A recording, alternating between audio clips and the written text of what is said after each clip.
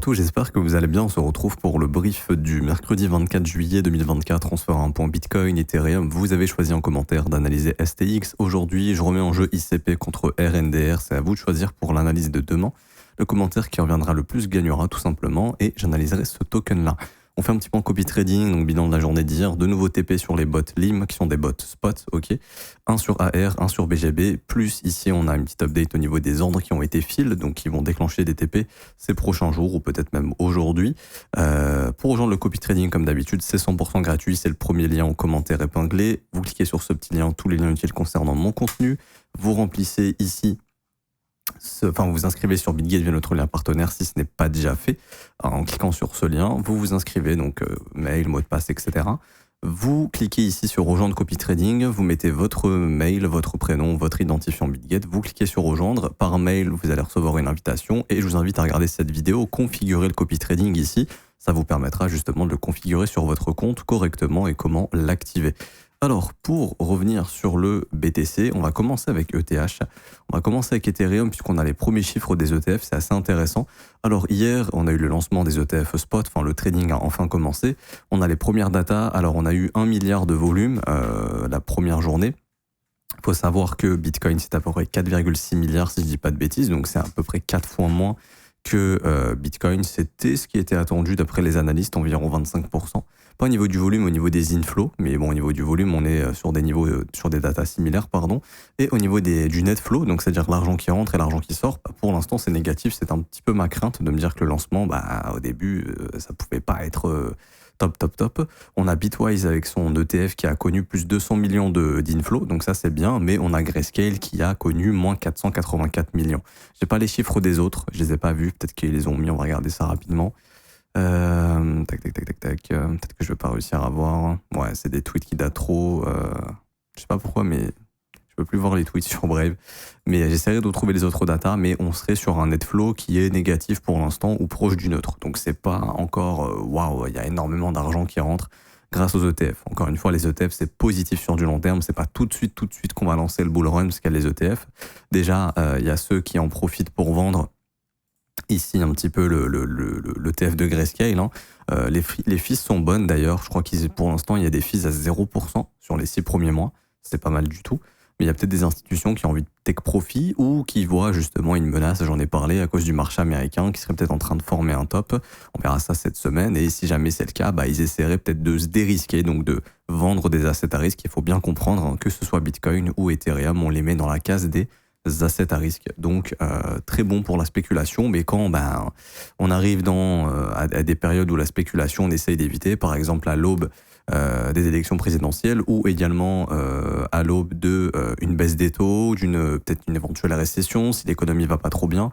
On aura des datas d'ailleurs demain au niveau du PIB américain, le calendrier éco il est là. Donc ici, on aura jeudi les résultats du PIB. Est-ce que le PIB continue de croître ou non? Il faut voir que le PIB, là, ça fait quand même depuis plusieurs trimestres qu'il est en recul. Hein. Ici, ça fait 3 trimestres d'affilée que le PIB baisse. Si ça continue comme ça, au cours des prochains trimestres, on pourrait rentrer dans une phase de récession. Et ça sera pricé par le marché. Peut-être que là, les investisseurs et spéculateurs sont en train justement de se dérisquer un petit peu avec ce risque éventuellement de récession qui pourrait arriver et aussi, on va dire, cette incertitude autour des élections présidentielles. Donc c'est tout à fait normal d'essayer de réduire un petit peu le risque et donc il faudra voir ce que ça donne sur les ETF d'Ethereum. Maintenant, honnêtement, voilà, positif, les plus de 100 millions du côté de Bitwise, mais il faudra voir ce que font les investisseurs du côté de Grayscale. Et ici, on voit justement qu'on est en train de chuter un petit peu. Hein. Ça vend un petit peu l'ETF de Grayscale qui était un trust de base. Il y a eu pas mal de ventes déjà avant la release de l'ETF. Et là, on verra si ça fond. Si ça fond, ça veut dire qu'il y a beaucoup d'investisseurs qui sortent de l'ETF d'Ethereum et de Grayscale. Du coup, il faudra voir si ça va chez un autre Bitwise, 21 Shares, peu importe, on verra chez qui ça va. Ou si ça ne va pas du tout. Si simplement, peut-être qu'ils vont renforcer leur position sur Bitcoin, finalement, se dire, on va vendre l'ETF d'Ethereum pour aller sur l'ETF Bitcoin, par exemple. Je sais pas, il peut se passer plein de choses, c'est pour ça qu'il faudra surveiller un petit peu comment se comportent les inflows sur Bitcoin et sur Ethereum pour voir si ça vende l'ETF Bitcoin pour aller sur l'ETF Ethereum ou si ça vend l'ETF Ethereum pour aller sur l'ETF Bitcoin ou si ça vend carrément les deux parce que ça cherche à se dérisquer. Donc ça, il faudra faire attention. Maintenant, d'un point de vue technique, on va bien sûr au ETH ici rapidement. Donc journée assez volatile hier, ça bouge un petit peu dans tous les sens. Bon, c'est normal, c'est un événement. Donc ça a bougé un petit peu dans tous les sens. Maintenant on est toujours contraint dans le range ici qu'on avait vu parfaitement. Je peux l'étendre. Donc les stops ont été pris au nord. Je pars toujours du principe que si le job a été fait au nord, maintenant le marché va essayer de le faire au sud et qu'il va essayer d'aller chercher cette zone d'inefficience ici qui demande à être comblée, qui est ouverte à 100%, entre les 3271 et 3345. On parle d'un léger dip ici. Ce que je surveille également, j'en avais parlé hier, c'est le seuil médian de cette mèche qui a sauté ici. Vous voyez comment ça a fait le job. Là, ça a sauté ici. Du coup, on est parti chercher les stops. Très beau rebond. Là, on a un très beau displacement qui a laissé derrière lui de l'inefficience. Juste ici, zone d'imbalance. Donc, quand je dis imbalance, inefficience, c'est la même chose. Cette zone ici d'inefficience qui est en train d'être comblée. On est en train de bien tenir le seuil médian ici. Généralement, si on perd le seuil médian, donc le milieu en fait de la zone d'imbalance, généralement, le prix cède la zone d'imbalance. Et à ce moment-là, son objectif, ce serait de revenir tester ce V-bottom ici et éventuellement, pourquoi pas, ces corps de chandelle. Et comme d'hab, je regarde où est-ce qu'on a le seuil médian de la mèche qui pourrait faire office de support ici aux alentours des 3392. Mais si cette zone d'imbalance ici ne tient pas, j'ai bien l'impression qu'on va essayer d'aller récupérer ces lows ici, qui sont des lows daily et qui sont des zones des points d'intérêt qui sont assez intéressants pour venir chercher cette zone d'imbalance ici sur Ethereum. Ça reste de la consolidation, bien évidemment.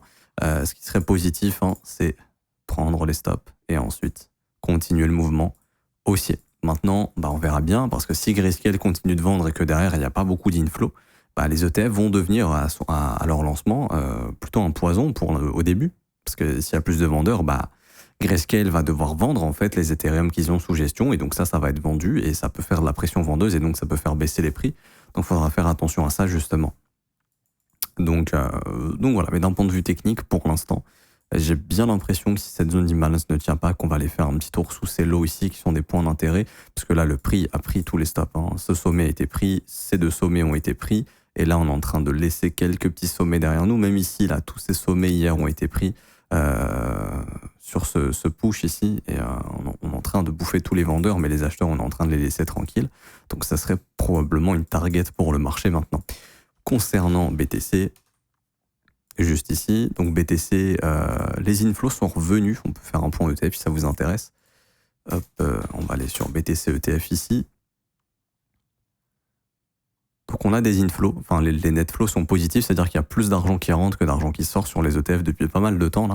Depuis à peu près début juillet, c'est un peu revenu en force, donc ça s'était beaucoup calmé. Donc on a une moyenne de net flow de 200 millions par jour à peu près en ce moment, ce qui est plutôt correct. On voit qu'on a pas mal de net flow là depuis début juillet, donc c'est ce qui peut expliquer justement que le prix a pas mal rebondi depuis. Là, on voit que début juillet, on a une belle hausse ici, donc c'est soutenu par la demande du côté des ETF. Donc il y a de la demande. Est-ce que ce sont des institutions, etc. Bon, ça on peut pas vraiment savoir. Faut se dire que maintenant n'importe qui peut acheter l'ETF Bitcoin, même un particulier peut l'acheter. Mais en tout cas, on a un peu de demande, beaucoup moins qu'au début, beaucoup moins qu'en février-mars où là vraiment on avait les records avec des net flows daily au milliard de dollars, c'était énorme. Là, c'est un peu moins, mais on voit que la tendance est toujours haussière ici. Si jamais ça se recalme, à ce moment-là, on pourrait imaginer que le prix pourrait repartir au sud. Alors, d'un point de vue technique, parce que là, vous voyez ici, on avait des net flows positifs, sommet, sommet, sommet, et là, peut-être qu'on est en train de repartir dans une phase où les ETF vont pas trop intéresser. Ça, il faudra faire attention. Et du coup, je reviens sur BTC, et hier, on avait vu pareil le seuil médian de cette mèche ici. On avait vu ce range, zone de stop des vendeurs, zone de stop des acheteurs. On avait dit ensemble que si ce seuil médian cédait, on irait chercher la zone de stop ici. Donc là, ça a encore été maintenu. Là, on a sauvé ça in extremis, et là, rupture. Et là, donc on est venu chercher cette zone de stop ici, qui correspondait également, vous vous souvenez, à cette candle range ici. On était venu prendre les stops. Ok. Donc la théorie, c'est quoi? C'est une fois qu'on a pris au nord, on se dirige pour aller prendre au sud. Ça a été fait hier, donc ça c'est bon. Et également, c'est notre bougie de range. Et on avait vu quoi d'autre? On avait vu zone d'inefficience ici à combler toujours. Et on voit que le marché y est venu et qu'il tient le seuil médian. Pareil, tant que le seuil médian est maintenu, on estime qu'il y a plus de probabilité d'occasionner éventuellement un rejet ici. Alors là, ce qu'il faut comprendre, c'est qu'aujourd'hui, si le prix ne remonte pas au minimum aux 66 538, on va créer une zone d'inefficience baissière ici qui pourrait malheureusement, à ce moment-là, occasionner un rejet. Et si ça occasionne un rejet, le prix, son prochain objectif, malheureusement, ce sera de venir prendre ces 2 lots daily ici, donc sous les 63 229 $. Également, ce qu'on peut faire, c'est prendre un petit point de repère, 38,2. Tant que 38,2 n'est pas brisé, on estime que la continuation haussière est plus probable. Et donc là, 38,2, bon bah voilà, c'est parfait, ça vient tag ces 2 lots daily. Donc si jamais cette zone d'inefficience cède et que cette zone d'imbalance baissière se forme, que je vais mettre en orange pour une imbalance baissière, on s'attendrait plutôt à petite prise donc demain, jour de News Echo, on prend le sommet d'aujourd'hui qu'on va former et ensuite rejet pour aller chercher les 2 lots daily. Ça, c'est le scénario baissier. Donc il faudra voir comment on va réagir ici, cette zone d'inefficience. Petit tips, mais généralement, ça je peux supprimer. Et généralement, si la journée est haussière, le bottom va se former pendant la London, donc la session de Londres, et si jamais c'est baissier, le top va se former pendant la session de Londres. C'est-à-dire quoi? C'est-à-dire que souvent à l'open, par exemple, hier, si vous regardez, la session de Londres, elle commence à 3h heure de New York. Hier, c'était là, vous voyez, hop, 3h, juste ici, là. 3h30, c'était le lot, on a formé le lot de la matinée, on a eu un rebond ici. Et ensuite, le prix là, bon, vu qu'il y a eu le lancement des ETF, on est venu taguer le low de la London, le high de la London, et ensuite on a eu un reversal. Généralement, la session US soit est un reversal de la session de Londres, donc là ça a été un reversal puisque la session de Londres était plutôt haussière, ok, et là la session US a été baissière, prise de stop de la session de Londres, reversal. Ce qu'il faut comprendre, c'est que, comme je dis, le low ou le sommet de la journée va se former pendant la session de Londres. Donc moi, alors où je tourne cette vidéo, là il est 1h15 heure de New York, la session de Londres c'est à 3h heure de New York. Quand la vidéo sortira pour vous, ce sera proche de la session de Londres. Par exemple, ce qu'il faut surveiller, c'est ici on a le lot daily d'hier et on a le lot de la session asiatique. Il faut savoir que très généralement, la session asiatique, c'est une session de consolidation. C'est exactement ce qu'on a ici. Le marché, là, il a fait le haut de la session asiatique et le bas. Donc on est en train de consolider. La session de Londres, généralement, vient prendre soit le sommet, soit le lot. Donc par exemple, si on prend le sommet avant, là, on pourrait spéculer sur un sommet sur cette session asiatique. C'est-à-dire quoi? C'est-à-dire qu'on serait plutôt sur une session londonienne baissière qui ferait plutôt quelque chose comme ça. Et la session US soit confirmera ce mouvement, donc en faisant un rebond pour prendre des stops et en allant chercher une imbalance par exemple pour continuer, soit un reversal. Donc un reversal, ça peut prendre cette forme, prise de stop et là on se retourne assez violemment. Ok. Et du coup, si jamais, et là on semble bien parti pour aller chercher les lots, sachant qu'en plus de ça, on a l'imbalance daily, donc on a quand même une zone de rejet qui est assez intéressante. On pourrait plutôt s'attendre ce matin, ensuite on verra pour la session US, moi je surveillerai, mais ce matin je m'attendrais plutôt à ce qu'on trouve un plus bas et qu'on ait une session londonienne haussière comme hier. C'est-à-dire que hier, vous regardez bien, on est venu chercher ce qu'on appelle les lots de pré-London, donc avant l'ouverture de la session de Londres, prise de stop, et on va dans l'autre sens, on pourrait faire exactement la même chose. Là, la pré-London, hop, elle arrive. La London, elle ouvre, on prend les stops et là, hop, on repart dans l'autre sens pour se diriger vers le sommet de la session asiatique et avoir une session londonienne haussière. Donc une matinée en Europe haussière. Ok. Ensuite, cet après-midi, 15h-16h, quand la session US arrive, heure de France, on verra si le marché confirme ce mouvement ou s'il est reverse. Donc c'est-à-dire, est-ce qu'on suit le mouvement de la London. Mais en tout cas, le fait que ce matin, le prix choisisse d'aller chercher d'abord les lots ici, c'est plutôt positif parce que, par exemple, si là on se retourne et qu'on fait d'abord ça, c'est pas très positif. Ça voudrait dire que la London aurait des chances d'être baissière.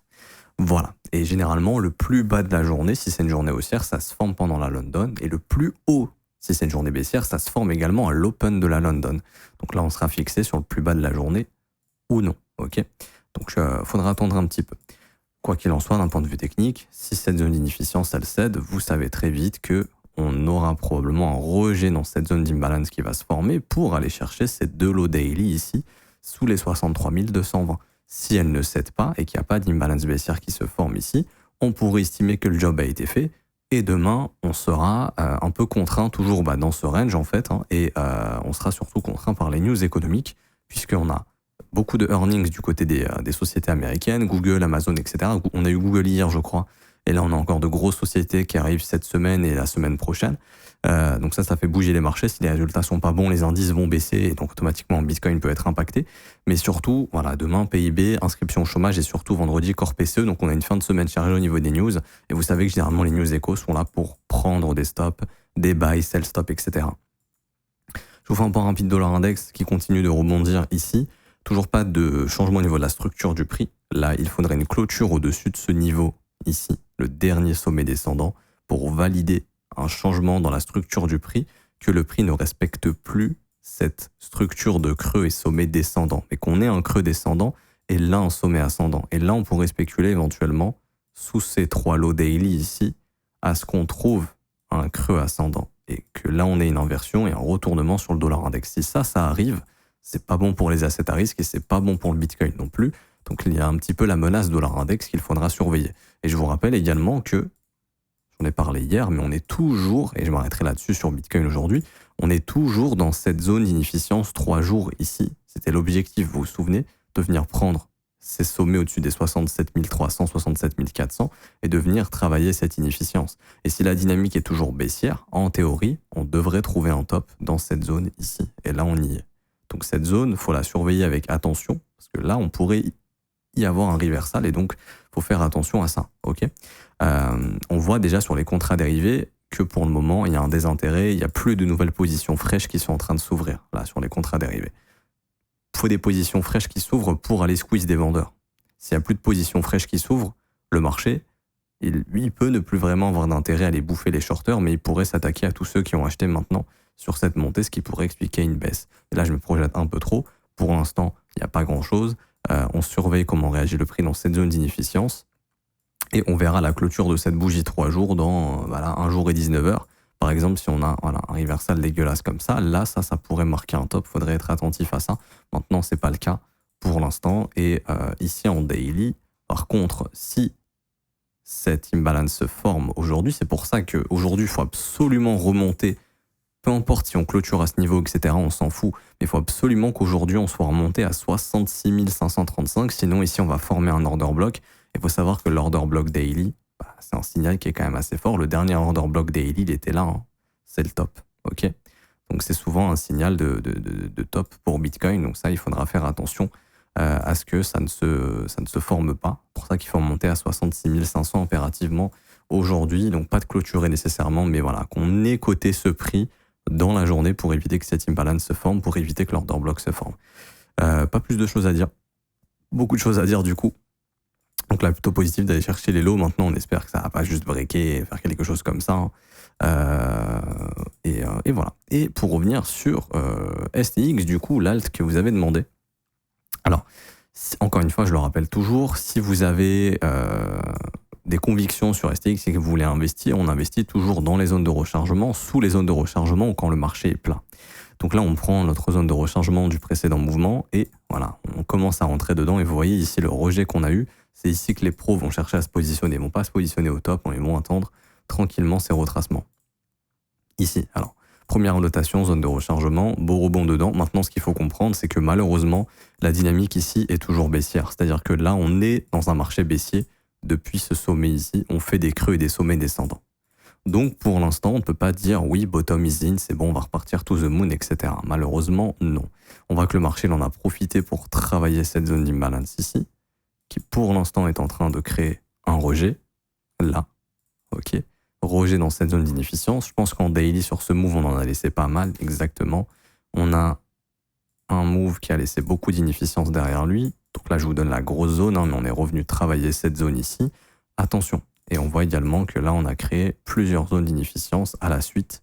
Donc, il y en avait une ici. Non, après, là, on n'a plus trop. Ok, on a eu une deuxième ici. Donc là, ce serait surtout cette zone, moi, qui m'intéresserait sur STX. S'il y a un retracement dans les 1,50, 1,41, ça serait une zone intéressante. Maintenant, pour être honnête avec vous, le fait qu'on ait laissé ces zones de stop ici, moi, ça m'invite à penser que la chute, malheureusement, n'est pas terminée et que le prix risque de chuter encore, au fait de suivre la dynamique baissière. Et je pense que STX, cet été, au minimum, reviendra sous les 1,20$. Donc là, je commencerai déjà à respéculer sur une chute de 30% du token encore pour aller chercher ici les zones d'inefficience vectorielle. Donc là, on a une juste ici, là, aux alentours des... Après, ouais, c'est 75 centimes. Est-ce que ça peut baisser à 75 centimes? Ça, on verra bien. Faut savoir que les altcoins, généralement, elles sont très volatiles et leur zone de retracement, c'est entre 78,6 et 88,6. Ok, ça, c'est vraiment la reload zone altcoin. Je vais l'appeler ici. Mais très généralement, les alt, vous pouvez regarder, hein, vous prenez toutes les altcoins, vous regardez où est-ce qu'elles retracent. Très généralement, c'est 78,6, 88,6, c'est le tarif. Et là, ça serait entre du coup 97 centimes et 60 centimes. Quoi qu'il en soit, STX, si vous avez des convictions dessus, là, du moment que c'est dans la zone de rechargement classique, on va dire long terme, sous les 1,58$, c'est un très bon prix. Et après, il ne faudra pas se prendre la tête. Voilà, vous achetez, vous accumulez dans ces zones de rechargement. Et ensuite, par contre, on passera probablement par cette phase-là, hein, c'est-à-dire un marché qui va devenir plat avant de repartir. Comme ça a été le cas ici, par exemple. Là, vous voyez, sur ce gros push haussier, vous prenez votre FIB.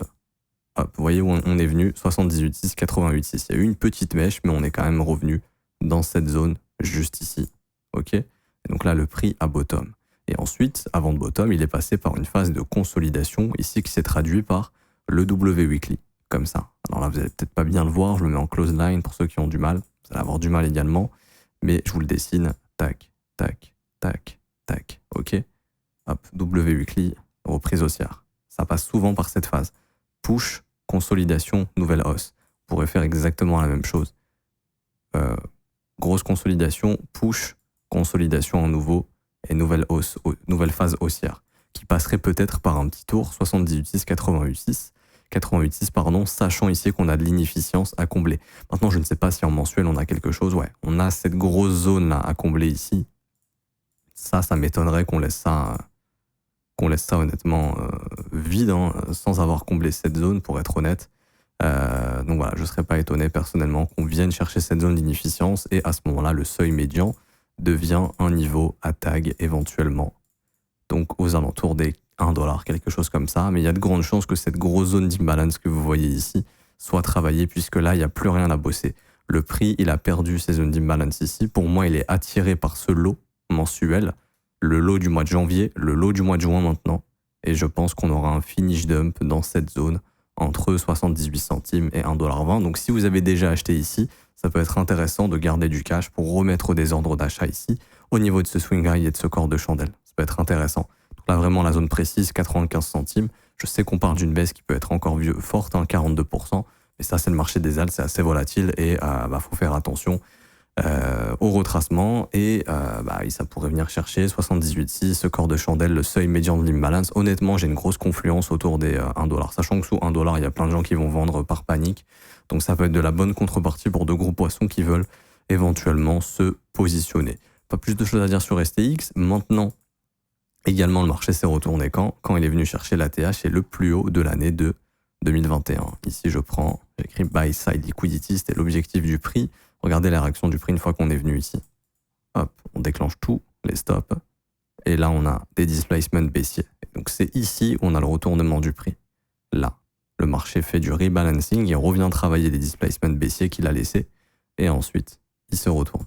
Et depuis, on n'a que des displacements. Et les displacements haussiers échouent. Displacement, ça a été brisé par un displacement baissier. Ici, displacement, là, pour la première fois, il y a un displacement haussier qui a brisé un displacement baissier.